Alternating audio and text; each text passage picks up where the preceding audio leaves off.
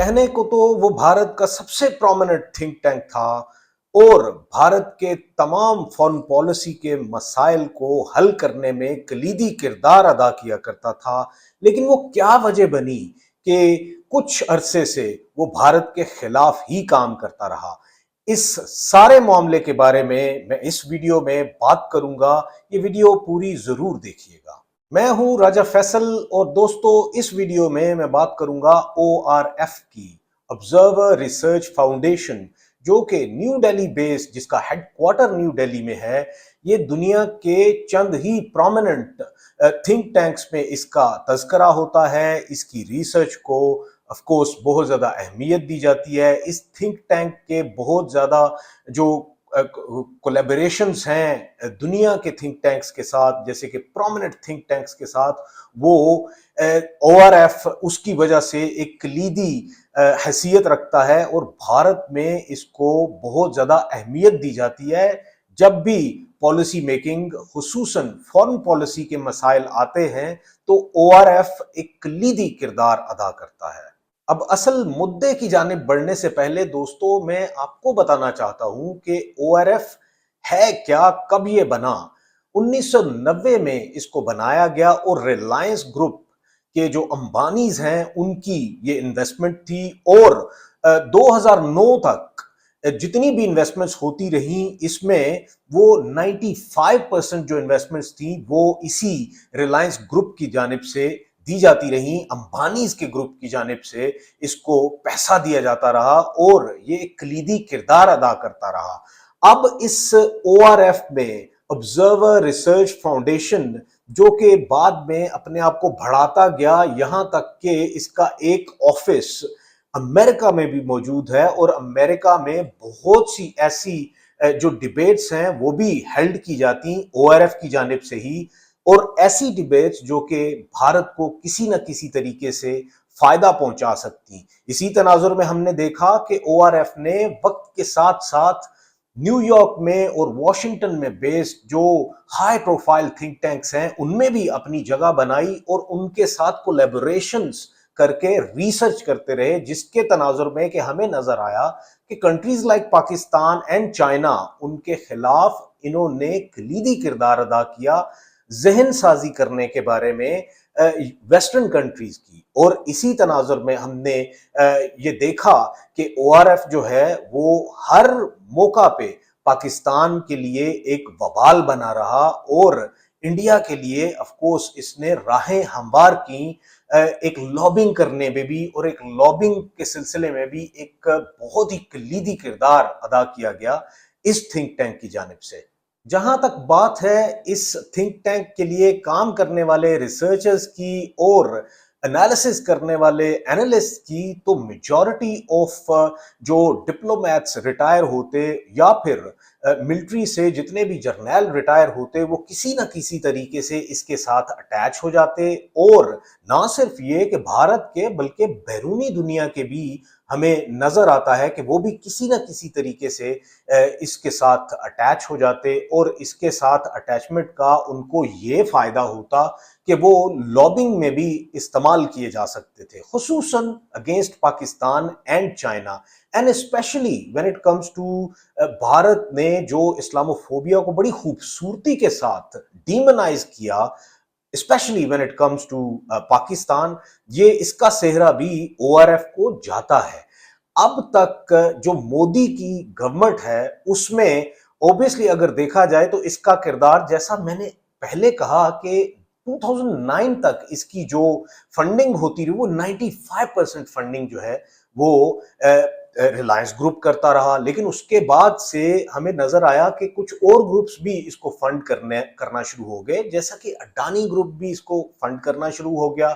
और अगर अंबानीज की बात की जाए तो उनकी तरफ से आज भी 65% जो इसके अखराजात हैं वो वही बर्दाश्त करते हैं। इस तनाजुर में हमने देखा कि काफी लंबे अरसे से, खुसूसन मोदी जी की गवर्नमेंट के दौरान, अंबानीज को और अडानीज को जिस तरीके से फैसिलिटेट किया गया डिफरेंट एस्पेक्ट्स में, वो उसकी एक वजह ये भी है कि इस तरह के थिंक टैंक्स और फिर इसी तरह के जो चैनल्स हैं, डिफरेंट चैनल्स जिनमें के अंबानीज और अडानीज का पैसा लगा हुआ है, वो हमेशा आपको एक ही काम करते हुए नजर आए। वो ये थी कि मोदी की गवर्नमेंट की रक्षा करना, बीजेपी की गवर्नमेंट की रक्षा करना और किसी भी तरीके से कांग्रेस को डीमोनाइज करना, वेस्टर्न कंट्रीज में भी और अपने मुल्क में भी। और यही ओआरएफ का भी किरदार रहा। अब दोस्तों मैं बात करता हूं ध्रुवा जयशंकर की, जो कि ओआरएफ के अमेरिका चैप्टर को हेड कर रहे हैं, जो कि अमेरिका में मौजूद ऑफिस को हेड कर रहे हैं, जहां पे कि ये सारी इंपॉर्टेंट लॉबीज होती रही। अब ये कौन है? ये जयशंकर जी, जो कि एक्सटर्नल मिनिस्टर, इंडिया के एक्सटर्नल मिनिस्टर या इनको फॉरेन मिनिस्टर कह लें, ये उनके साहबजादे हैं। और ये उनके साहबजादे, उसकी एक सबसे बड़ी वजह ये कि रिलायंस ने इनको हायर किया क्योंकि इनके वालिद मोहतरम जो है वो ऑफ कोर्स जयशंकर जी खुद हैं। और उनसे जितनी भी इस तनाजुर में और अपने बिजनेस के तनाजुर में उनको जहां पे भी हर्डल्स महसूस होती हैं, ऑफ कोर्स जयशंकर जी हमेशा उनके लिए हाजिर होते हैं। और वैसे भी मोदी जी की गवर्नमेंट के दौरान उनको हर्डल्स कैसे हो सकती थी? ये सारी की सारी जो इन्वेस्टमेंट्स हैं इस थिंक टैंक पे, ये इसी तनाजुर में तो की जा रही थी कि किसी भी तरीके से अंबानीज को, अडानीज को कोई ना छेड़े, अपने साथ मिलाए, खुद भी खाए, उन्हें भी खिलाए। और पूरे का पूरा जो भारत है वो जैसा तैसा है, वो अगर जॉबलेसनेस है तो it doesn't matter at all, as long as Dhruva Jaishankar जो हैं वो उनको हेड बना दिया जाए। और जयशंकर जी भी खुश, मोदी जी भी खुश, सब खुश। और जयशंकर जो हैं उनके साहबजादे, जब भी जयशंकर का यूएस का विजिट होता उसमें एक डिबेट तो जरूर की जाती, जो कि जिसको होस्ट जो है वो ध्रुव जयशंकर खुद किया करते और प्लांटेड सवालात होते। और ओआरएफ जो है वो मेक श्योर करता कि उनके लिए एक्सट्रीम लॉबीज की जाती।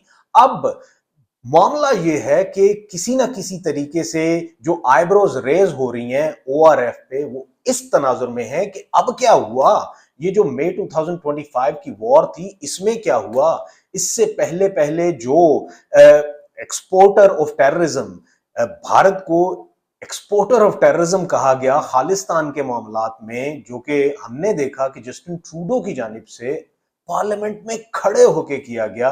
दो उसके बाद उनकी हुकूमत तो चली गई और कई बार ये कहा भी जाता है कि ओआरएफ ने भी बड़ा अच्छा किरदार अदा किया इन दैट कॉन्टेक्स्ट भारत के लिए, कि उनको रिमूव करवाया और उसके लिए लॉबिंग की गई। लेकिन यह है कि यहां सबसे इंपॉर्टेंट बात यह है कि क्या ओआरएफ सोया हुआ था? और अगर सोया हुआ था तो क्या वो इंटेंशनली सोया हुआ था? उसे खुसूसन जो ध्रुव जयशंकर हैं उनको तो इन सारी चीजों के बारे में पता होगा, उन्होंने वालिद मोहतरम से डिस्कस भी किया होगा। लेकिन कभी कभी कुछ जो ब्लोज हैं वो अपने आप को लगने देने चाहिए, खुसूसन जब ये पता हो कि दर्द मुझे नहीं किसी और को होगा। और जब जयशंकर जी को ये अंदाजा भी हो कि मोदी जी 75 साल के होने वाले हैं और उसके बाद प्राइम मिनिस्टर की एक दौड़ लग जाएगी जिसमें कि अमित शाह भी होगा, योगी आदित्यनाथ भी होगा, राजनाथ सिंह भी होगा और जयशंकर तो होगा ही होगा क्योंकि वो एक फॉरेन मिनिस्टर। और उस फॉरेन मिनिस्टर के बेटे ने इंटेंशनली कुछ चीजें ऐसी की जिससे कि भारत नरगे में आ जाए, खुसूसन मोदी का भारत नरगे में आ जाए। और इस सारे तनाजुर में एक ही पढ़ा लिखा बंदा उनको नजर आए और वो हो जयशंकर। जयशंकर जी, जो कि इस वक्त लगभग 69 ईयर उनकी एज है, जो कि जिनके पास के अभी 6 साल का 75 साल होने को 6 साल पड़े हैं, जिसमें कि वो एक अच्छी मुद्दत के लिए प्राइम मिनिस्टर, प्रधानमंत्री बन सकते हैं। और भारत का प्रधानमंत्री बनना ऑफ कोर्स बेटे का भी ख्वाब होगा कि मेरा बाप बने, और बाप का ख्वाब तो होगा ही, इसीलिए तो वो जगह जगह जाके लॉबिंग करते हुए अभी नजर आता है। आज की तारीख में वो इस वक्त मॉस्को बैठे हुए हैं और ये दूसरा विजिट है मॉस्को में उनकी तरफ से, पहला विजिट। और इस लास्ट वीक में अगर देखा जाए तो ऑफ कोर्स जो अजीत डोवाल है वो वहां पे बैठे हुए थे। अब अजीत डोवाल जो हैं वो किसी भी तरीके से जयशंकर के कंपटीटर तो है नहीं।